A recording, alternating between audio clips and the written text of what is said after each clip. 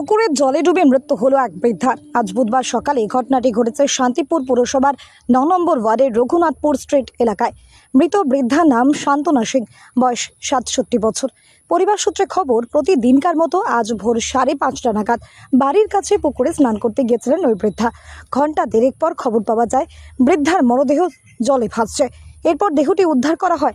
পরে দেহটি ময়নাতদন্তের জন্য হাসপাতালে পাঠানো হয়। সকালে হয়েছিল বলতে রোজকারের মতো যেমন স্নান করতে যাই পুকুরে, সেরকম স্নান করতে গিয়েছিল। তো যাওয়ার পর তো আমরা তো যেমন নর্মালি যাই সেরকম গেছে, আমরা বাড়ির কাজকাম করছি, ঠিক আছে। দিয়ে পাড়ার লোকজন দেখে আমার মাকে খবর দেয়, দিয়ে আমার মা গিয়ে বডিটাকে ঘাটে মানে আর কি পাড়ে তোলে।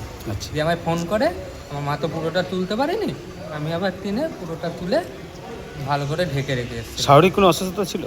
হ্যাঁ, মানসিক রোগ ছিলাম, পাগল টাইপ।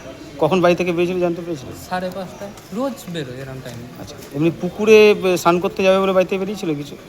না, রোজই যায় এরকম, ওই 5:30টার টাইমে রোজই ওই পুকুরে স্নান করার জন্যই যায়। আচ্ছা, ঠিক আছে, পাড়ার সবাই আরাম জানে, দেখে, আজকেও দেখেছে। ওই দেখে এসে আমাদেরকে খবর দেয়।